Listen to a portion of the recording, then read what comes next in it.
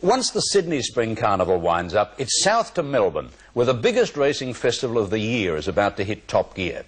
The Victoria Amateur Turf Club holds its big three-day carnival in early October, and opening day, known as Guineas Day, is probably the best.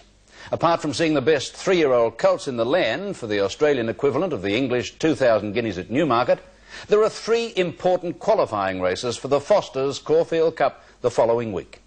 Now, the first of these was the Group 1 Elders Mile, a race worth $100,000 and which in 1987 gave us the Caulfield Cup favourite.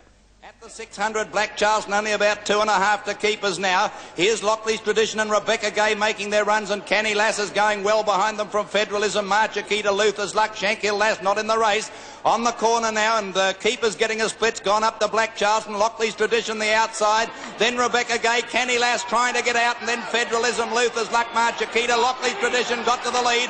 Canny Lass coming out after it on the outside, and then Rebecca Gay and Marchakita. Canny Lass racing up to Lockley's Tradition. They're having a great go. Canny Lass doing a little bit the better, and Canny Lass has won at about a half length.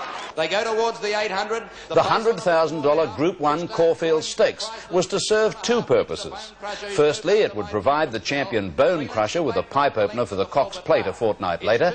Secondly, there were four high-class stayers putting their Caulfield Cup credentials on display. Losing ground, 2 to Black Knight, and last of all is the Filbert.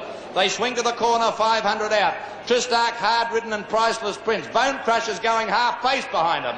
About a length and a half away, Black Knight, the Filbert to the outside, and My Tristram's Bell. Around the turn, Stuart eases Bonecrusher up to join Tristark, who's under the whip from Priceless Prince. And the modern-day Big Red sprints to the lead, 2:50 to go. Shot away from Tristark, Black Knight, Fearless Prince and the Filbert. And look out, land of the rising sun. Here we come to Japan. Bonecrusher by 5 lengths, racing away. Scores by 5 lengths to Black Knight. Then came Affinity Imperial Regime. The final qualifying race on Guineas Day is the Group 2 Herbert Power Handicap, run over the exact course and distance of the Caulfield Cup. With no Bonecrusher to contend with, At Tallack was favourite at 9 to 4. Norfolk Bard, Glen Morriston into the straight now, and the leader Feeder a while. At Tallack's gone up easily on the outside to tackle him. Wider out Farristan from Hollinger from Sea Legend running on well. Feeder a while the leader. At Tallack struggling. Farristan running on well down the outside. Feeder a while. At Tallack and Farristan. Farristan coming at them quickly, has hit the front now, and Farristan's coming away to score by about a length and a half to either Feeder or... Having shown you the lead-up from 2 states over the previous month, wouldn't it be ironic if a horse who appeared in none of the lead-ups was to win the Foster's Caulfield Cup? Racing. And over near the inside, Farristan jumped in the air, lost 2 lengths. Mr. Lamondi first out from At Tallack. Then the Filbert Samara, getting away well, Canny Lass, and the Imprimatur coming from the outside, withdrawn towards the leaders.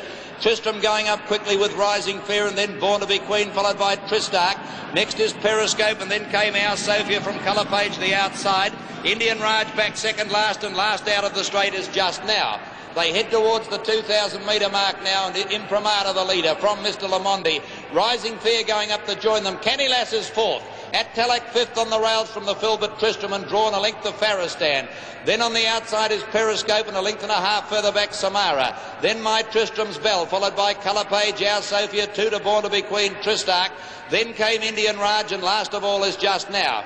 At the 1600, and Rising Fear's gone out about 2.5 lengths to Imprimatur. 2 to Mr. Lamondi, 1 to Canny Lass. At Tallack on its inside, a length to Tristram. Half a length to the Filbert, Farristan on the inside of the next bunch, followed by Periscope. Then came on the outside of those horses now Samara making a little bit of ground. Our Sophia is in the centre, drawn as improved from My Tristram's Bell. A length and a half Colour Page. Then came at the head of the rest then would be over on the inside is Tristark. It was followed by Indian Raj, Born to be Queen being Hard-Ridden, and Just Now at the rear, 20 off the lead. 1100 to go. Rising Fear a half length to Imprimatur. On the outside, Mr. Lamondi moving up 3 deep.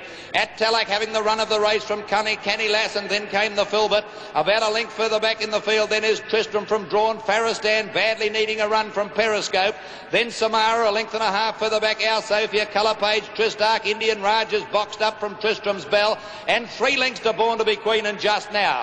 700 to go, and here Mr. Lamondi headed off. Imprimatur, who's in second placing. On the outside, the Filbert's putting in its challenge from Canny Lass, 4 deep. At Tallack trying to get out, so is Farristan, drawn Tristram. They're followed then by Periscope at the head of the others from Samara and Our Sophia, and then Colour Page. Into the straight, Mr. Lamondi shot clear. Attalak's got out, going after him now. On the outside of them is the Filbert. Faristan starting to run on under the whip, and then came Periscope and Tristram. Mr. Lamondi clear with 200 to go from Attalak. They're well clear then of Faristan and Tristram, but Mr. Lamondi in front with 100 to go, and he's going to win the Caulfield Cup. Mr. Lamondi wins by a little over 2 lengths to Attalak. The Caulfield Cup was the 11th win from a career total of only 32 starts for Mr. Lamondi, who captured the 1986 Adelaide Cup with comparable disregard for his rivals.